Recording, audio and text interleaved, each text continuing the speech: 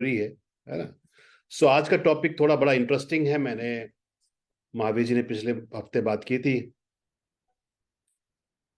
और महावीर ने पिछले हफ्ते बात की थी, तो फिर मैंने आज सेशन बनाया। आज का हमारा बेसिकली ब्रेन के ऊपर, नर्वस सिस्टम के ऊपर। तो मुझे उम्मीद है आप लोगों को अच्छा लगेगा।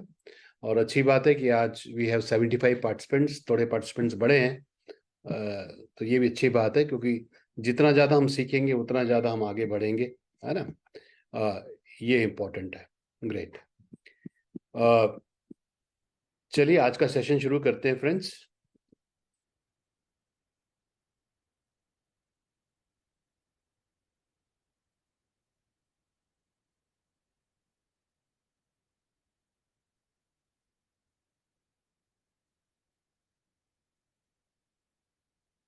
जी। तो पहला सवाल मेरा आप लोगों से एक है कि हम बोलते हैं ब्रेन और हम बोलते हैं माइंड। कोई शेयर करेगा ये ब्रेन और माइंड में फर्क क्या होता है? कोई शेयर करेगा? है ना। ये ब्रेन क्या है और माइंड क्या है?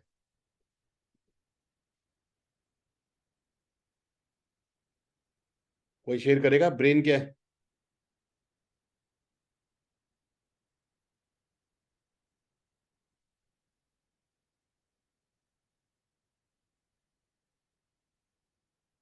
किसी का जवाब आया? माइंड क्या है और ब्रेन क्या है?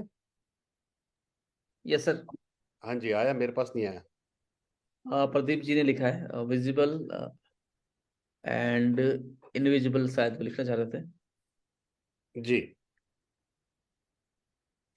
सो बेसिकली चलिए आज इसी इंटरेस्टिंग टॉपिक से बात करेंगे हम लोग,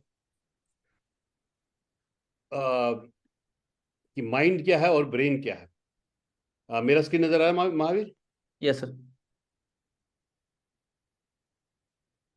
अ, एक सेकेंड। ओके।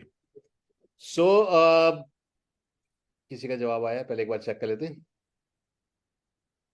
रिया बोल रही है, वो शी वांट्स टू आंसर। जी रिया बोलिए। रिंकी बोल रही है माइंड सोच है और ब्रेन दिमाग है। Okay.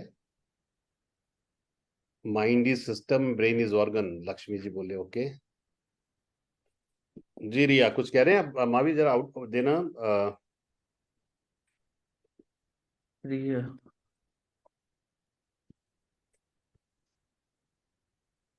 Yes sir, good evening sir.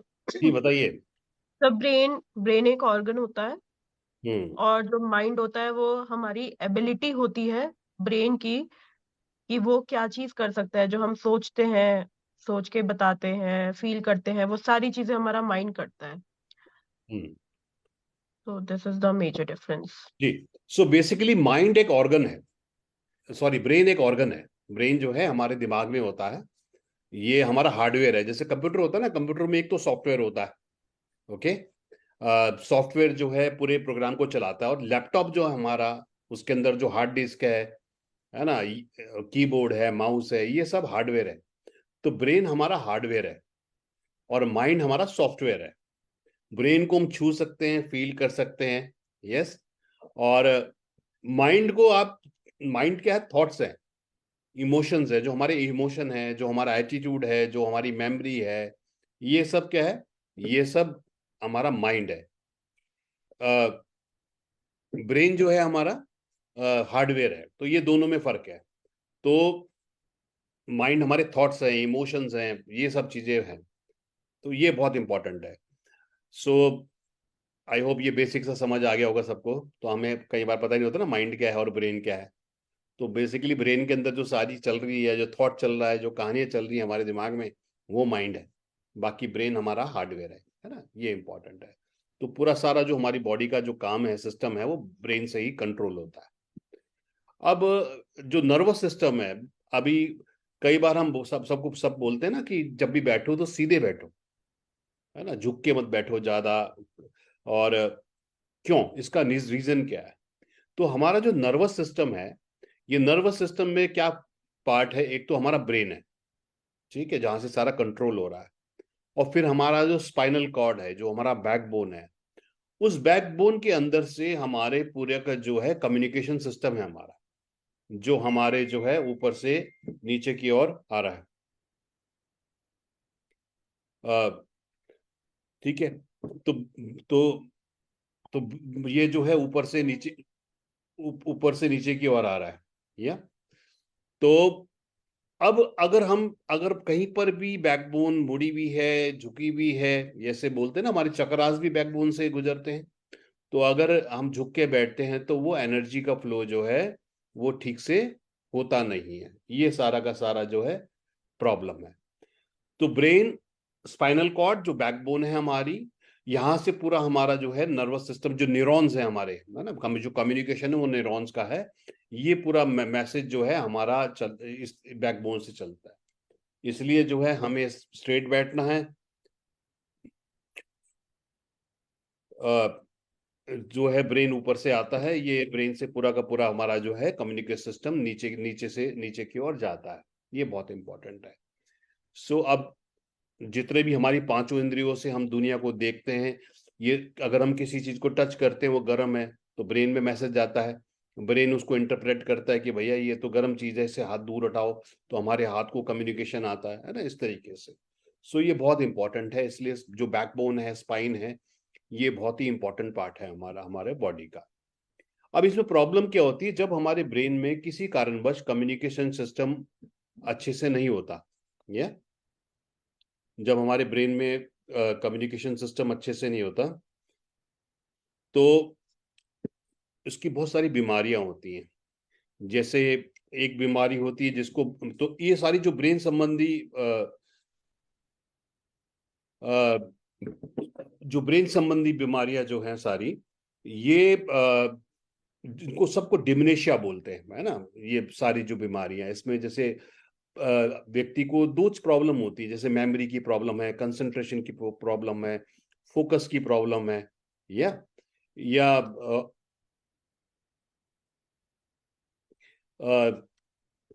Brain की प्रॉब्लम है, या और दूसरा ये है कि जो कंट्रोल है, अगर ब्रेन में कोई प्रॉब्लम हो जाती है तो वो कंट्रोल जो है व्यक्ति का कंट्रोल थोड़ा छूट जाता है ना। ये दोनों दोनों दोनों प्रॉब्लम हो जाती है हमको।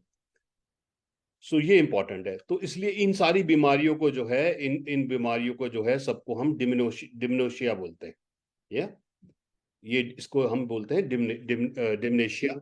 अब इसमें कौन कौन सी बीमारी आती हैं, जैसे पार्किंसन डिजीज आता है, या इसमें जो आता है उसको बोलते हैं पार्किंसन डिजीज।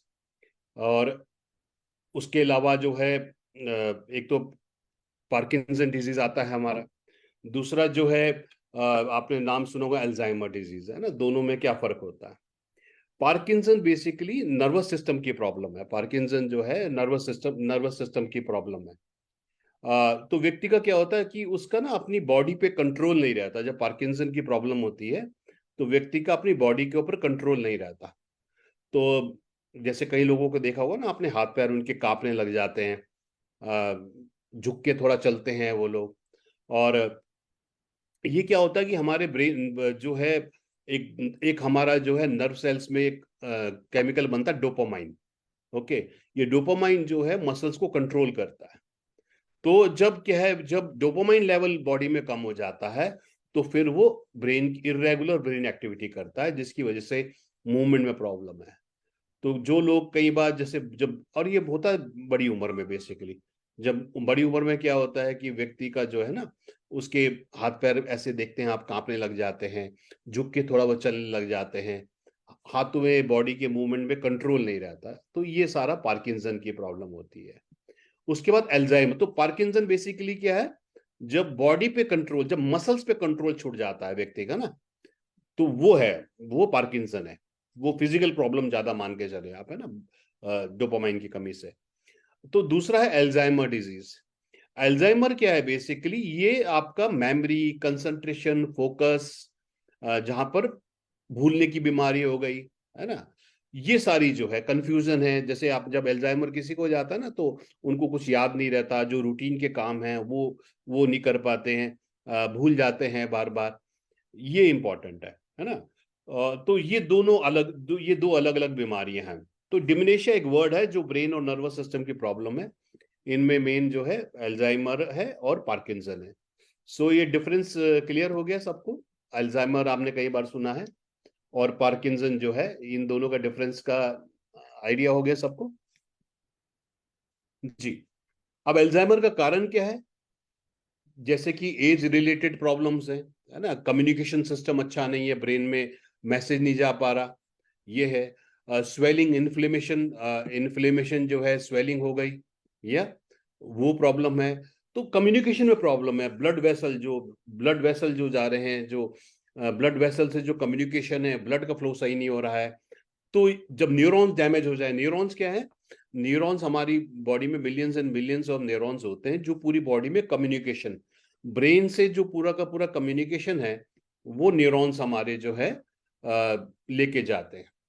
सो ये मेन चैलेंजेस तो ज्यादातर ओल्ड एज में होता है। तो इसमें क्या होता है कि जो ब्रेन है वो श्रिंक करने लग जाता है, उसके न्यूरॉन्स जो है डिस्ट्रॉय होने शुरू हो जाते हैं। तो जब न्यूरॉन डिस्ट्रॉय होने शुरू हो जाते हैं और ब्रेन का साइज श्रिंक होने लग जाता है, तो ये अल्जाइमर की ज्यादा प्रॉब्लम वहां पर आती है। सबसे इंपॉर्टेंट फ्रेंड्स ये है कि एक तो जो मैं बार बार बोलता हूं कि इसलिए प्राणायाम करना बहुत जरूरी है। तो हमने बात करी ना, प्राणायाम जो है, प्राणायाम से एक तो एनर्जी का, देखो एंड में सारी बात कहाँ निकल के आती है फ्रेंड्स? एंड में सारी बात यही निकल के आती है कि एनर्जी का फ्लो, हमारी बॉडी में एनर्जी का फ्लो सही होगा तो इम्पोर्टेंट है। अगर बैकबोन हमारी स्ट्रेट नहीं है, ज्यादा हम झुक के बैठे हुए होते हैं, तो क्या होता है? बैकबोन बेंड होगी तो एनर्जी का फ्लो कम हो जाएगा, है ना, न्यूरॉन्स का मैसेज कम हो जाएगा, ये सारी प्रॉब्लम है। तो इसलिए जो है ना, मर्म चिकित्सा जो एक्यूप्रेशर है वो बहुत इंपॉर्टेंट है। तो हमारे जो हाथ है, ये हाथ में जो है हमारे पांचों तत्व है, वायु, अग्नि, जल, पृथ्वी, आकाश। तो जो अंगूठे का टॉप है, ये जैसे अंगूठा जो है हमारा, ये अग्नि है। जो हमारी फर्स्ट फिंगर है ये है वायु, सेकंड फिंगर आकाश, पृथ्वी और जल। तो पांचवों तत्व जो है हमारे उसमें हाथों में ही है। तो अगर हम हाथों को ऐसे मसाज करते हैं, जैसे बोलते हैं ना तालियां बजाओ, तो बेसिकली पांचों की पांचों हमारे पंच तत्व हमारे एक्टिवेट होते हैं। दूसरा बहुत इंपॉर्टेंट है कि आप जो ये करते हैं, तो आप बेसिकली आंखें बंद करें, सांस को रोकें, और पहले जो है पहली उंगली से अंगूठे को ऐसे धीरे धीरे हल्के से मसाज करें, सांस को होल्ड करें और फिर धीरे धीरे छोड़ें। ऐसे करके जब आप रोज सुबह को एक बार ऐसा करेंगे, हर उंगली को ऐसे ऊपर नीचे से ऊपर मसाज करके लाएंगे, तो आपके जो पांचों तत्व हैं ये आपके एक्टिवेट होंगे। ये बहुत इंपॉर्टेंट है। सो एंड में एनर्जी का फ्लो ही सब कुछ है, जिसकी वजह से सारी की सारी बीमारियां हो रही हैं। अब यहाँ पर क्या है कि तो हमने बात करी ब्रेन की, ब्रेन की nervous system, memory, concentration, focus, ये सारी बात है। तो ब्रेन हेल्थ में जैसे ब्रह्मी है, ब्रह्मी आप जानते हैं, ये memory, concentration, focus, cognitive abilities, है ना, ये रीजनिंग, ये सारा बढ़ाता है। शंखपुष्पी भी का भी यही रोल है। वच्छा तो कई सारी एलोपैथिक मेडिसिन ने न्यूट्रासिटी के नाम से, वच्छा, बहुत सारी एलोपैथी में कंपनीज हैं बड़ी बड़ी जो वच्छा को टैबलेट के फॉर्म में लाए हैं, क्योंकि ये मेमोरी, कंसंट्रेशन, फोकस, स्ट्रेस में बड़ा काम करते हैं। अश्वगंधा के बारे में तो हम लोग जानते ही हैं, एंटी स्ट्रेस काम करता है, वाइटलिटी में काम करता है। एलोवेरा है जो है मॉइस्चराइज करता है, या और जिंको बिलोबा, बिलोबा जो है, एक सेकेंड होल्ड करिए फ्रेंड्स, एक सेकेंड रुकिए जरा।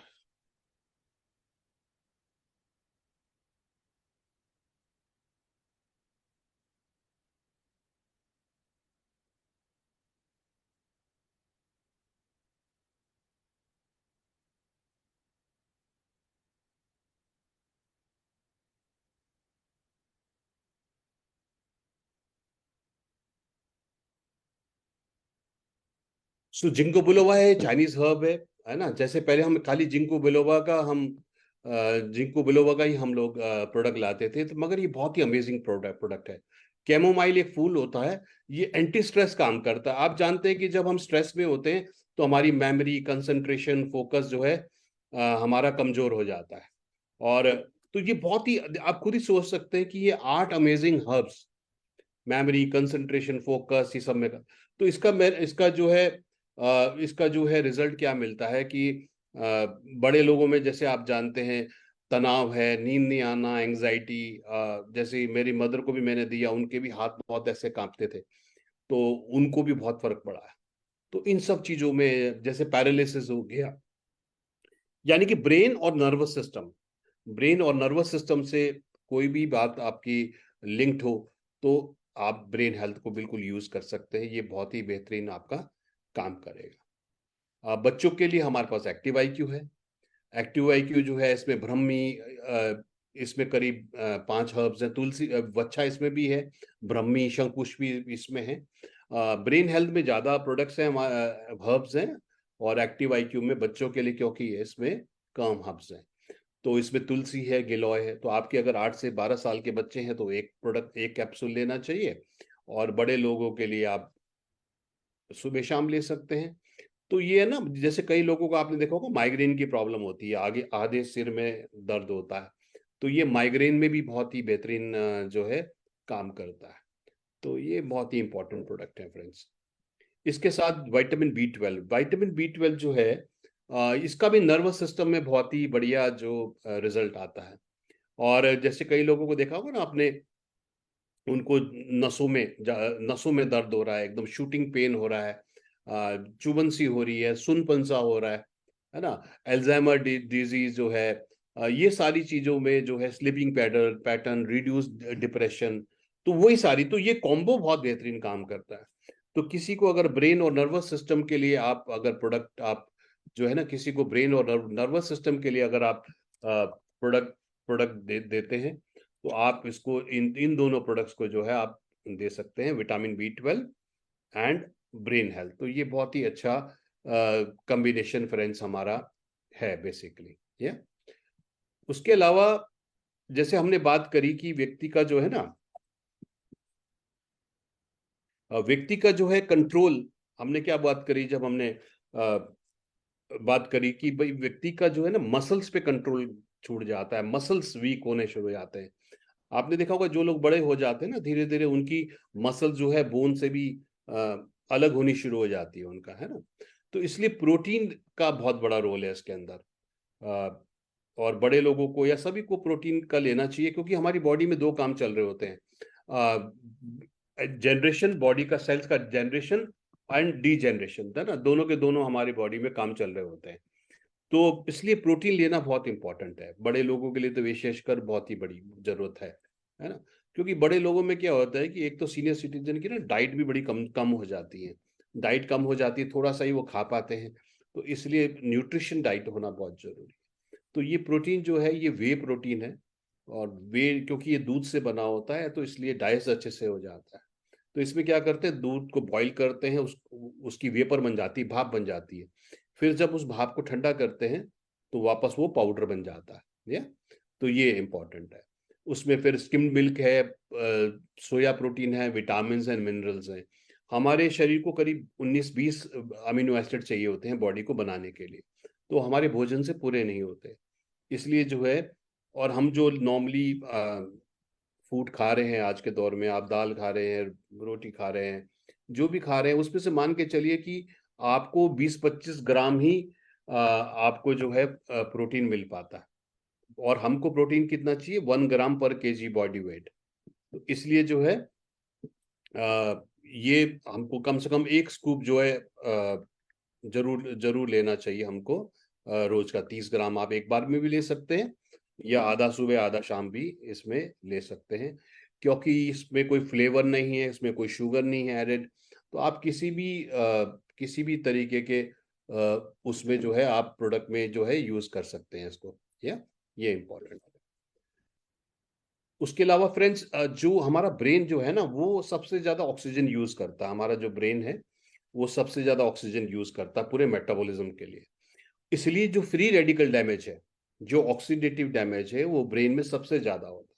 तो ब्रेन के सेल्स सबसे ज्यादा जल्दी डैमेज होते हैं, और ब्रेन के सेल्स जो है उनमें इन्फ्लेमेशन, ऑक्सीडेशन के कारण स्वेलिंग सबसे ज्यादा जो है उसके अंदर जो है होती है। या सो इसलिए हमारा जो एंटीऑक्सीडेंट्स हैं वो हमको लेने बहुत जरूरी है। तो जैसे मैक्सोरेक आप जानते हैं एक बहुत ही अच्छा एंटीऑक्सीडेंट है हमारा, जो एंटीऑक्सीडेंट भी है और एंटी इन्फ्लेमेटरी। मैंने बताया ना ब्रेन में दोनों प्रॉब्लम हो रहे हैं, फ्री रेडिकल हो रहे हैं क्योंकि ब्रेन ऑक्सीजन ज्यादा यूज करता है, फ्री रेडिकल डैमेज ब्रेन में ज्यादा होता है।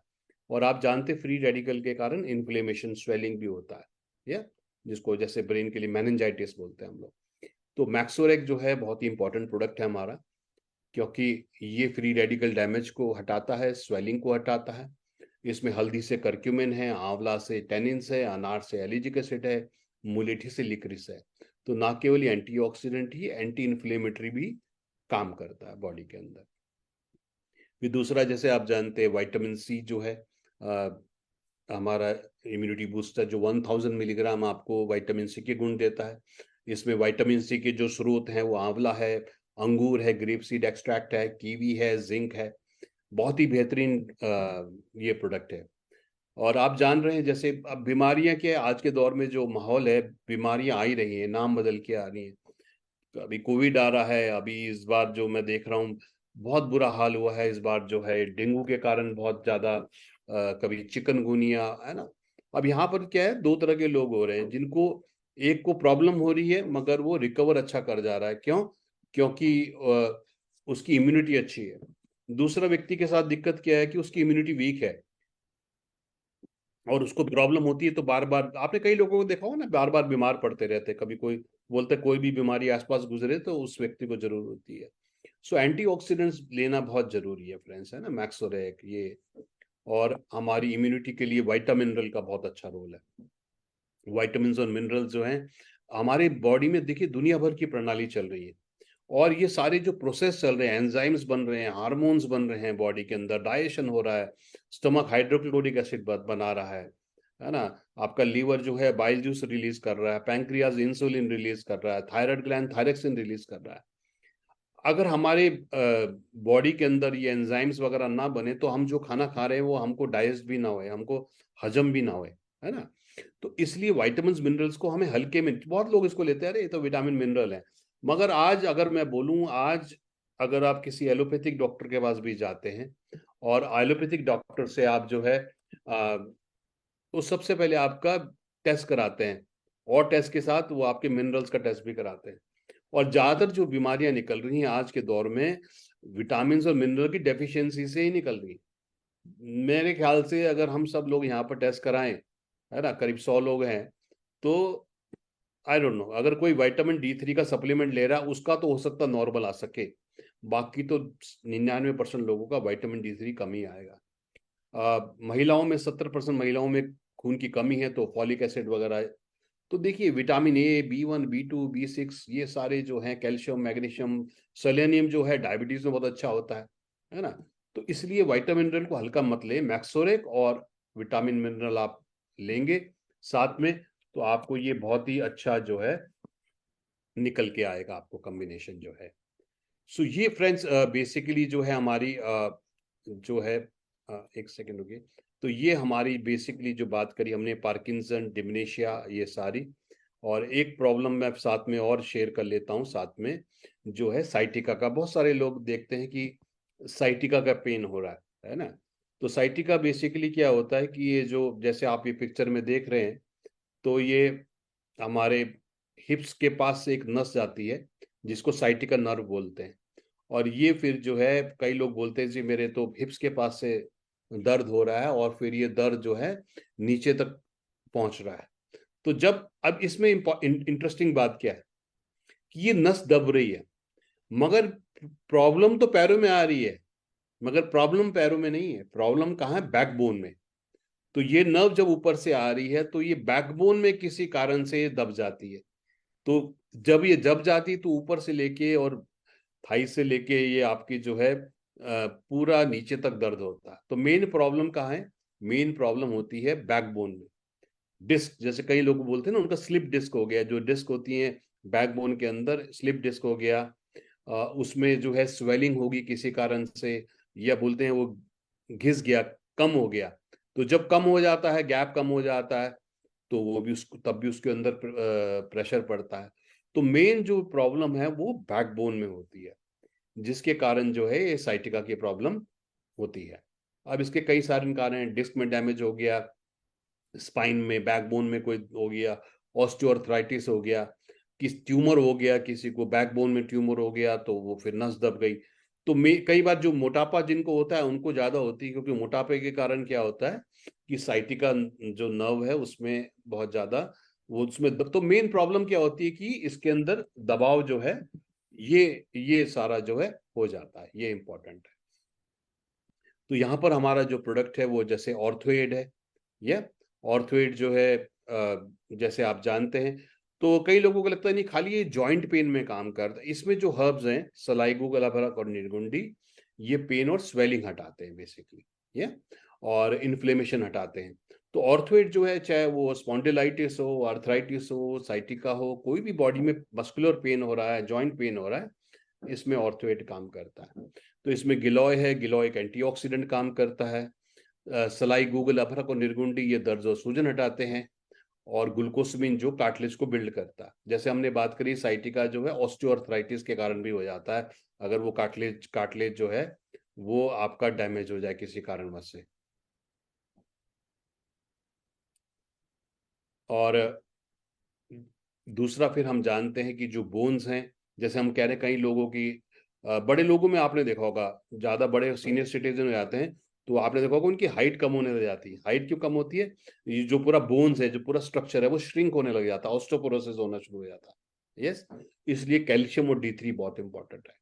और इसमें कैल्शियम साइट्रेट है, मैग्नीशियम है, हड़जोड़ है, स्टेम और जिंक है, विटामिन D3 है। तो बहुत ही बेहतरीन कॉम्बिनेशन है आज की जीवन शैली के अंदर, और ये सब लोग लें। जो लोग कहते हैं कमर में दर्द हो रहा है, बैक ये प्रॉब्लम हो रही है, वो प्रॉब्लम हो रही है, तो आप विश्वास, डॉक्टर साहब भी आप जाएंगे, एलोपैथिक डॉक्टर भी आपका जो है ना D3 वगैरह चेक कराएंगे तो कमी निकल के आएगा। तो ये इम्पोर्टेंट है। इसके साथ जैसे आप जानते हैं कि हमारा जो याप ऑयल है, याप जो है ऑयल, और ये क्योंकि ज़्यादातर जब जो लोग सीनियर, जैसे हम जब छोटे होते हैं तो कफा रोग होते हैं, तो ज़्यादातर लोगों को चेस्ट के रोग होते हैं बच्चों को। जब हम मिड एज में आते हैं तो पित्त रोग होते हैं, स्टमक के आसपास के, जैसे जब मिड एज में आते हैं। और जब बड़े होते हैं तो क्या होता है, वात रोग बढ़ जाते हैं। तो जॉइंट पेन और ये बॉडी में पेन, सारा ये जो है ना, सारी वात की प्रॉब्लम है, इसको वातशूल बोलते हैं। तो इसलिए याप ऑयल और जो है ये भी इम्पोर्टेंट है। तो ये सारे कॉम्बिनेशंस आप यूज कर सकते हैं। तो जैसे मैंने बात करी बॉडी में एक है, ये सारी प्रॉब्लम है, तो कैल्शियम D3 ऑर्थोएड याप का आप कॉम्बिनेशन यूज कर सकते हैं। और जो हमारे नर्वस सिस्टम की जो प्रॉब्लम है उसमें ब्रेन हेल्थ बहुत इंपॉर्टेंट है, जो हमने बात करी। साथ में बच्चों के लिए एक्टिव IQ बहुत इंपॉर्टेंट है। ब्रेन हेल्थ और विटामिन B12, चाहे वो नर्वस सिस्टम की प्रॉब्लम हो, जैसे कई लोगों को ना जिनको हाइपर थायराइड होता है, थायराइड दो का होता है, हाइपो थायराइड, हाइपर का मतलब ज्यादा काम कर रहा है, थायराइड ग्लैंड ज्यादा काम कर रहा है, तो ऐसे लोगों का थायरॉक्सिन ज्यादा बनता है। हाइपोथायराइड मतलब जिनका थायराइड कम काम कर रहा है। तो जिनका हाइपरथायराइड होता है उनको क्या होता है, तनाव, स्ट्रेस, एंग्जाइटी ये ज्यादा होता है। तो इसलिए ये कॉम्बिनेशन आप हाइपरथायराइड में, जिनको एंग्जाइटी है, ये डिप्रेशन है, ये सारी प्रॉब्लम है, उनको भी दे सकते हैं। उसके अलावा जो है हमने बात करी, प्रोटीन तो सबको चाहिए ही, एंटीऑक्सीडेंट हमने बात करी कि ब्रेन के लिए भी बहुत इंपॉर्टेंट है ना। विटामिन C है, एंटीऑक्सीडेंट है, विटामिन मिनरल है। तो ये सारे कॉम्बिनेशन है फ्रेंड्स, हमने बात करी जो है। तो यही बेसिक आज का थॉट प्रोसेस था, आज का जो टॉपिक था। किसी का कोई सवाल हो, कोई शेयर करना चाहता है, कुछ पूछना चाहते हैं?